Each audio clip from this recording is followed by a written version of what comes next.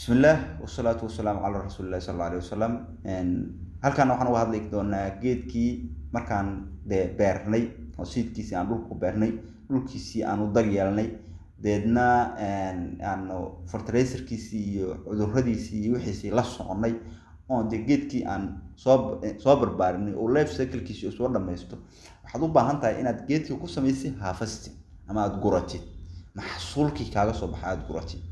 Sunflower are ready to be to harvest. xilligan marka wuxuu u diyaar yahay in la gurto. When the back of the sunflower begin to turn yellow.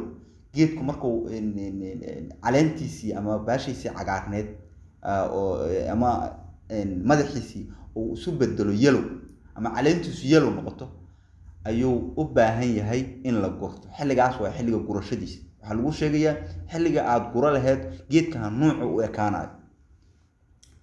haddii aad geedkii seedkii oon gaarin xilli la gurto haddii aad guratid waxa waaye seedkaas macnaha hadhowdii xitaa abuur ma ku galayo. waa isticmaali kartaa oo waxa waa shay saliidii waa ka samaysan kartaa walow laakiin waxaa kaa dabar go'aya abuurkii. waxaad u baahan tahay in abuurka meel kale ka doonato hadhowdii marka si aad hadhowdii taas kuugu dhicinin maadaama markay Soomaaliya naloo fiiriyo aan seedka aanan badanaa helin oon u baahanaa inaan geedkii aan abuurnay seedkiisa dib u sii abuurno. waxa weeye waxaad u baahan tahay inaad seedkaagii ka reebato. marka si aad seedkaas uga reebato waa inaad marka hore heerkii oo seedkan uu ku ahay heer uu ku qangaaray waa inaad gaarsiisaa. marka stemka waxaad ka jaraysaa about 5 cm ayaad ka jaraysaa kabacdi marka waad aruurinaysaa. marka 2 inch marka head of the large wuxuu leeyahay hang up into dry meel ka soo laalaajiya ku dhaay ama ka soo laalaadi si uu qalalo. meeshaas waa in marka ahaataa meel warm ama kuleyl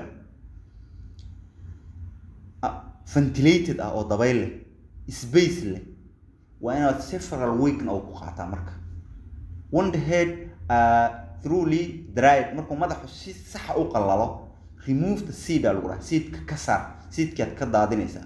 markaad seedka ka saarto dibaad haddana seedkii buushka markaad ka bixiso buushashkiisii uu ku jiray because meelo yar yar oo buushu seedku ku jira oo madaxaas ku dhex samaysan. marka seedka waxaad uga saari kartaa inaad wax ku dhufato ama aad garaacdo ama aad handig uga saarto. marka seedka dib ugu ogolaa baa lagu dhahay marka inaad mar kale qalajiso because weli waxaa ku jira biyo dheeri ah for the few days before storing. intaada kaydin ka hor waa inaad marka aad haddana seedkii dib u sii qalajisaa. waa kana iyadoo harvesting lagu samaynayo oo geedkii la harvest gareynayo halkaan uu kaaga muuqdaa. marka waad arki kartaa iyadoo la harvest gareynayo. useska sida loo isticmaalaa waxaa loo isticmaalaa sunflower seedkiisa la isticmaalaa horta eating either for fresh cooking ama iyadoo asagoo fresh la karsado ama used to extract oil ama laga extract gareeyo ama laga jeexo ama laga miiro saliid which is widely taasoo loo isticmaalo widely used in the cooking. inta ugu badan saliidan waxaa loo isticmaalaa cooking.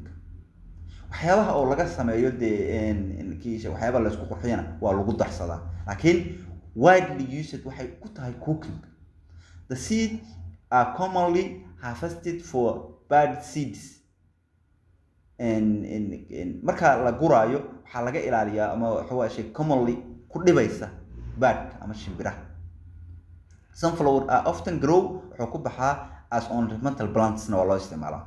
waa taan hore usoo sheegnay in geedkan quruxdiisa loo isticmaalo diitada ayadoo ugu wacan tahay to their large attractive flower heads.